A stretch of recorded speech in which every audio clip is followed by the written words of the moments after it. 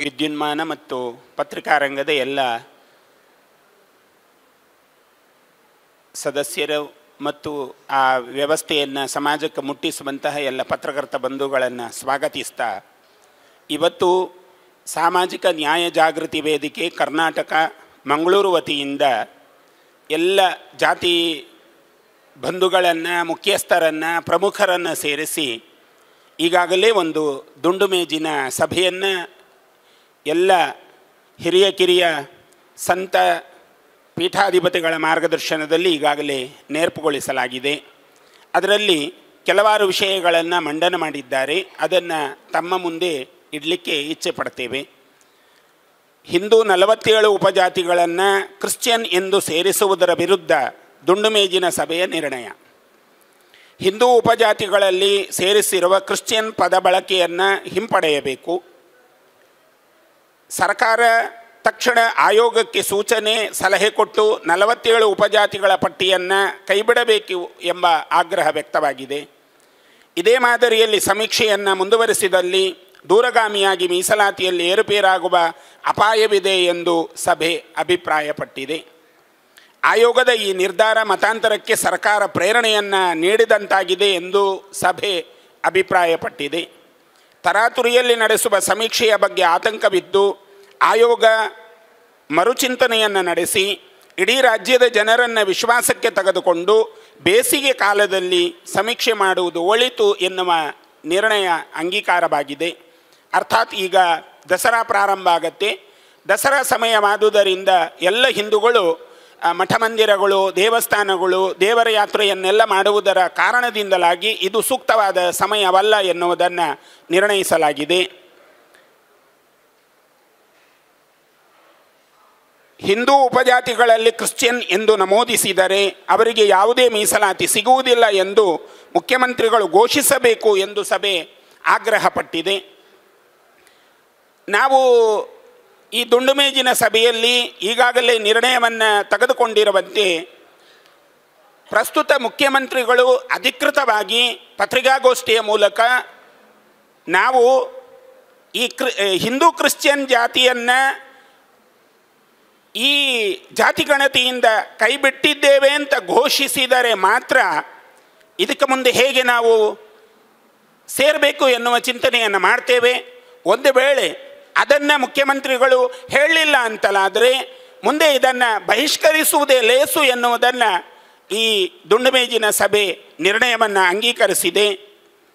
ಈಗಾಗಲೇ ಎಲ್ಲ ಹಿಂದೂ ಜಾತಿಗಳಲ್ಲಿ, ಹಿಂದೂ ಉಪಜಾತಿಗಳಲ್ಲಿ ಕ್ರಿಶ್ಚಿಯನ್ ಅನ್ನುವಂಥ ಪದವನ್ನು ಸೇರಿಸಿದ್ದಾರೆ.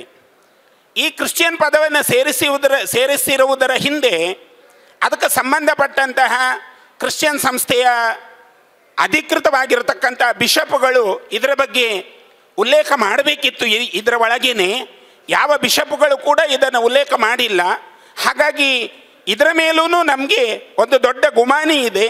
ಹಾಗಾಗಿ ಇದರ ಬಗ್ಗೆಯೂ ದುಂಡು ಮೇಜಿನ ಸಭೆ ಖಂಡನೆಯನ್ನು ವ್ಯಕ್ತಪಡಿಸಿದೆ ಮತ್ತು ಆತಂಕವನ್ನು ಕೂಡ ಈ ಸಭೆ ವ್ಯಕ್ತಪಡಿಸಿದೆ.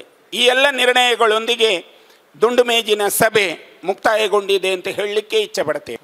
ಈಗ ನೋಡಿ, ಇದು ಒಂದು ಭಾಗದಿಂದ ಪ್ರಾರಂಭವಾಗಿರೋದಲ್ಲ, ಇಡೀ ಕರ್ನಾಟಕದಾದ್ಯಂತ ಪ್ರಾರಂಭ ಆಗಿದೆ.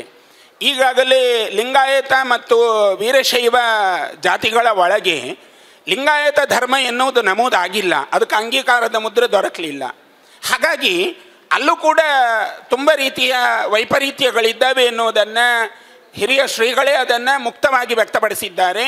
ನಾವೆಲ್ಲರೂ ಅದಕ್ಕೆ ಹಿಂದೂ ಎನ್ನುವ ಧರ್ಮವನ್ನೇ ಸೇರಿಸಬೇಕು ಎನ್ನುವ ಮಾತನ್ನು ಎಲ್ಲರೂ ವ್ಯಕ್ತಪಡಿಸಿದ್ದಾರೆ. ಹಾಗಿರುವುದರಿಂದ ಆ ಒಂದು ಪ್ರಯೋಗ ಮೇಲಿನಿಂದ ಪ್ರಾರಂಭವಾಗಿರುವುದರಿಂದ ಇಲ್ಲೂ ಕೂಡ ತುಂಬ ಗೊಂದಲಗಳು ನಿರ್ಮಾಣ ಆಗಿದೆ. ಅಂದರೆ ಸಣ್ಣ ಸಣ್ಣ ಜಾತಿಗಳಿದ್ದಾವೆ. ಸಣ್ಣ ಸಣ್ಣ ಜಾತಿಗಳಲ್ಲಿ ಅವರದ್ದೇ ಆದ ಒಂದು ವ್ಯವಸ್ಥೆಗಳಿದ್ದಾವೆ. ಆ ಅವರದ್ದೇ ಆದ ವ್ಯವಸ್ಥೆಗಳನ್ನು ಈ ಕ್ರಿಶ್ಚಿಯನ್ ಪದ ಸೇರಿಸಿ ಇನ್ನಷ್ಟು ಮತಾಂತರಕ್ಕೆ ಕುಮ್ಮಕ್ಕು ಕೊಡುವಂಥ ಒಂದು ತಂತ್ರ ಇದರೊಳಗೆ ಅಡಗಿದೆ ಎನ್ನುವುದನ್ನು ಈ ಸಣ್ಣ ಸಣ್ಣ ಜಾತಿಯ ಎಲ್ಲ ಮುಖಂಡರು ಆತಂಕವನ್ನು ವ್ಯಕ್ತಪಡಿಸ್ತಾ ಇದ್ದಾರೆ. ಆ ದೃಷ್ಟಿಯಿಂದ ಈ ಮಾತುಗಳು ವ್ಯಕ್ತವಾಗ್ತಾ ಇದೆ. ಸಾಮಾನ್ಯವಾಗಿ ಅಖಿಲ ಭಾರತ ಬ್ರಾಹ್ಮಣ ಮಹಾಸಭಾ ಮತ್ತು ವೀರಶೈವ ಮಹಾಸಭಾ ಇವರೆಲ್ಲರೂ ಈಗಾಗಲೇ ಸರ್ವೋಚ್ಚ ನ್ಯಾಯಾಲಯದ ಕದವನ್ನು ತಟ್ಟಿದ್ದಾರೆ. ಸುಮಾರು ನಾಳೆ ನಾಡಿದ್ದರ ಒಳಗೆ ಇದು ಇದಕ್ಕೆ ಬರ್ತದೆ, ಚರ್ಚೆಗೆ ಬರ್ತದೆ. ಆ ಪ್ರಕರಣ ಯಾವ ಮಟ್ಟಕ್ಕೆ ಹೋಗ್ತದೆ ಎನ್ನುವುದನ್ನು ಕೂಡ ಗಮನಿಸಬೇಕಾಗಿದೆ.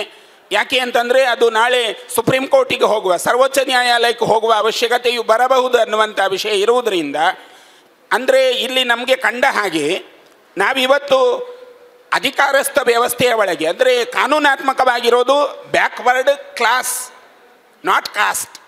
ಇವರೀಗ ತಗೊಂಡಿರೋದು ಕ್ಲಾಸ್ ಅಲ್ಲ. ಕ್ಲಾಸ್ ಅಂದರೆ ಅದು ವರ್ಗೀಕರಣ. ಹಾಗಿರುವುದರಿಂದ ಈ ವಿಷಯದಲ್ಲಿ ನಮಗೆ ಗೊಂದಲ ಇರುವುದರಿಂದ ನಾವು ಸರ್ವೋಚ್ಚ ನ್ಯಾಯಾಲಯವನ್ನೇ ಆಗ್ರಹ ಮಾಡಬೇಕಾದ ಅವಶ್ಯಕತೆ ಮುಂದಿನ ದಿನಗಳಲ್ಲಿ ಬರಬಹುದು ಅಂತ ನಮಗನ್ನಿಸ್ತದೆ. ಪ್ರಸ್ತುತವಾದ ಜಾತಿ ಗಣತಿಯಲ್ಲಿ ಗೊಂದಲ ಇರುವುದರಿಂದ, ಸರ್ಕಾರವೇ ಆ ಗೊಂದಲವನ್ನು ನಿರ್ಮಾಣ ಮಾಡಿರುವುದರಿಂದ, ಎಲ್ಲ ಜಾತಿ ಬಂಧುಗಳು, ಜಾತಿ ಪ್ರಮುಖರು ಸೇರಿ ಮಾತಾಡಿರುವ ಮಾತುಗಳೇನು ಅಂತಂದರೆ, ಇದು ಜಾತಿಗಳ ಒಳಗೆ ಗೊಂದಲ ಮೂಡಿಸಿ ಬೇರೆ ಬೇರೆ ಜಾತಿಗಳನ್ನು ಮೀಸಲಾತಿಯಿಂದ ಹೊರತರುವ ಕೆಲಸ ಮಾಡ್ತಾ ಇದ್ದಾವೆ ಅನ್ನುವ ಭಾವನೆ. ಹಾಗಾಗಿ ಎಲ್ಲರಿಗೊಂದು ಭಯ. ಯಾಕೆ ಅಂತಂದರೆ ಸಣ್ಣ ಸಣ್ಣ ಜಾತಿಗಳಿದ್ದಾವೆ, ಅದರಲ್ಲಿ ಕ್ರಿಶ್ಚಿಯನ್ರನ್ನು ಒಳಗೆ ತಂದಿದ್ದಾರೆ. ಈ ಕ್ರಿಶ್ಚಿಯನ್ರನ್ನು ಒಳಗೆ ತಂದಿರುವುದರ ಕಾರಣ ಮತ್ತು ಮುಸ್ಲಿಮರನ್ನು ಒಳಗೆ ತಂದಿರುವ ಕಾರಣದಿಂದ ಇದು ಒಂದು ರೀತಿಯ ಗೊಂದಲದ ಗೂಡಾಗಿ ಪರಿಣಮಿಸಿರುವುದರಿಂದ ಮತ್ತೆ ಸಮಯಗಳು ತುಂಬ ಹತ್ತಿರದಲ್ಲಿದ್ದಾವೆ. ಅಂದರೆ ಇದು ನವರಾತ್ರಿಯ ಕಾಲಘಟ್ಟ. ನವರಾತ್ರಿಯ ಕಾಲಘಟ್ಟದಲ್ಲಿ ಹಿಂದೂಗಳು ಯಾರು ಮನೆಯಲ್ಲಿ ಇರುವುದಿಲ್ಲ ಎನ್ನುವುದನ್ನು ಸರ್ಕಾರ ಮೊದಲೇ ಗಮನಿಸಿರಬೇಕು ಅಂತ ನಮಗನ್ನಿಸ್ತದೆ. ಆ ಕಾರಣದಿಂದ ಇದಕ್ಕೆ ನಮ್ಮೆಲ್ಲರ ವಿರೋಧ ಇದೆ. ಪ್ರಸ್ತುತವಾಗಿ ಈ ಕ್ರಿಶ್ಚಿಯನ್ ಮತ್ತು ಮುಸ್ಲಿಂ ಸಮುದಾಯಗಳನ್ನು ಹಿಂದೂ ಜಾತಿಯ ಒಳಗೆ ಸೇರಿಸಿರುವುದರಿಂದ ನಾವು ಇಲ್ಲಿವರೆಗೆ ಧರ್ಮ ಮುಖ್ಯ ಅನ್ನುವ ದೃಷ್ಟಿಯಿಂದ ಸಾಗಿಕೊಂಡು ಬಂದವರು, ಜಾತಿಯೇ ಮುಖ್ಯ ಅಂತ ಭಾವಿಸಿಕೊಂಡವರಲ್ಲ. ಮೊದಲಿಗೆ ಸರ್ಕಾರ ಹೇಳಿತು ಇದು ಜಾತಿ ಸಮೀಕ್ಷೆ ಅಂತ. ಈಗ ಸರ್ಕಾರ ಹೇಳುತ್ತದೆ ಅದು ಆರ್ಥಿಕ ಮತ್ತು ಶೈಕ್ಷಣಿಕ ಸಮೀಕ್ಷೆ ಅಂತ ಹೇಳುತ್ತೆ. ಹಾಗಾಗಿ ನೋಡಿ, ಅವರಿಗೆ ಗೊಂದಲ ಇದೆ. ಹಾಗಾಗಿ ಅವರೊಳಗಿನ ಗೊಂದಲಗಳನ್ನು ಸರಿ ಮಾಡಿಯೇ ಇದಕ್ಕೊಂದು ತೀರ್ಮಾನ ಮಾಡುವುದು ಒಳ್ಳೆಯದು. ಇನ್ನೊಂದು ಅಭಿಪ್ರಾಯ ಇದೆ, ಜಾತಿ ಗಣತಿಯನ್ನು ಕೇಂದ್ರ ಸರ್ಕಾರ ಮಾಡಬೇಕು ಅನ್ನುವಂಥದ್ದು ಅಲಿಖಿತವಾಗಿರತಕ್ಕಂಥದ್ದು 2011 ಆಗಿದೆ. ಹಾಗಾಗಿ ಅವರು ಮಾಡಿದರೆ ಅದು ಸರಿಯಾಗಿರುತ್ತೆ. ಹಾಗಾಗಿ ಮುಂದೆ ಇವರು ಅದಕ್ಕೆ ಬೇಕಾದ ಸಂಪನ್ಮೂಲಗಳನ್ನು ಒದಗಿಸುವುದಿರಬಹುದು ಅಥವಾ ಅದಕ್ಕೆ ಮಾಹಿತಿ ಕೊಡುವುದಿರಬಹುದು. ಇದನ್ನು ರಾಜ್ಯ ಸರ್ಕಾರ ಮಾಡಬಹುದು. ಅದು ಒಳ್ಳೆ ಕೆಲಸ ಅಂತ ನಮಗನ್ನಿಸ್ತದೆ. ಸುದ್ದಿ ಚಾನಲ್, ಕ್ಷಣ ಕ್ಷಣದ ಸುದ್ದಿಗಾಗಿ. ಎಟಿಎಂ ಕಾರ್ಡ್ ಮರೆತು ಬಂದೆ, ಅರ್ಜೆಂಟ್ ಆಗಿ ಎಟಿಎಂ ನಿಂದ ಹಣ ಬೇಕಿತ್ತು, ಅಯ್ಯೋ ಏನ್ ಮಾಡೋದು ಈಗ ಅಂತ ಯೋಚಿಸ್ತಿದ್ದೀರಾ? ಚಿಂತೆ ಬಿಟ್ಟು ಬಿಡಿ, ಪುತ್ತೂರು 1 ಎಟಿಎಂಗೆ ಬನ್ನಿ. ನಿಮ್ಮ ಮೊಬೈಲ್ನಲ್ಲಿರೋ Google pay, PhonePe, Paytm scanner ಬಳಸಿ ಕಾರ್ಡ್ ಇಲ್ಲದೆಯೇ ಸುಲಭವಾಗಿ ಹಣ ವಿತ್ಡ್ರಾ ಮಾಡಿ. ಹಣ ತೆಗೆಯುವುದು ಮಾತ್ರವಲ್ಲ, ಹಣ ಡೆಪಾಸಿಟ್ ವ್ಯವಸ್ಥೆಯೂ ಲಭ್ಯ. ಈಸಿಯಾಗಿ ಭೀಮ್ ಆಪ್ ಮೂಲಕ ಅಕೌಂಟ್ ಲಿಂಕ್ ಮಾಡಿ Canara bank, bank of Baroda, south India bank, Indian bank, federal bank, central bank, Axis bank, union bank, corporation bank ಹೀಗೆ ಒಟ್ಟು 13 ಬ್ಯಾಂಕ್ ಖಾತೆಗಳಿಗೆ ಒಂದೇ ಎಟಿಎಂ ಮೂಲಕ ಈಸಿಯಾಗಿ ಯುಪಿಐ ಸ್ಕ್ಯಾನ್ ಮೂಲಕ ಡೆಪಾಸಿಟ್ ಮಾಡುವ ವ್ಯವಸ್ಥೆ. ಪುತ್ತೂರಿನ ಕೇಂದ್ರ ಭಾಗಗಳಾದ 3 ಕಡೆ ನಮ್ಮ ಎಟಿಎಂ ಸೌಲಭ್ಯ. ಗಾಂಧಿ ಕಟ್ಟೆ ಬಳಿ ಕೆಎಸ್ಆರ್ಟಿಸಿ ಕಮರ್ಷಿಯಲ್ ಬಿಲ್ಡಿಂಗ್ನ ಫಸ್ಟ್ ಫ್ಲೋರ್, ಪುತ್ತೂರು ಮುಖ್ಯ ರಸ್ತೆಯ ಹರಿಪ್ರಸಾದ್ ಹೋಟೆಲ್ ಎದುರುಗಡೆ. ಇದರೊಂದಿಗೆ ಸುಳ್ಯದ ಕೆಎಸ್ಆರ್ಟಿಸಿ ಬಸ್ ನಿಲ್ದಾಣದಲ್ಲಿಯೂ ಸೇವೆ ನೀಡುತ್ತಿರುವ ಈಸಿ ಎಟಿಎಂ. ಪುತ್ತೂರು 1 ಎಟಿಎಂ ಬಳಸಿ ಸುಲಭವಾಗಿ ಹಣ ಪಡೆಯಿರಿ, ಹಣ ಡೆಪಾಸಿಟ್ ಕೂಡ ಮಾಡಿ.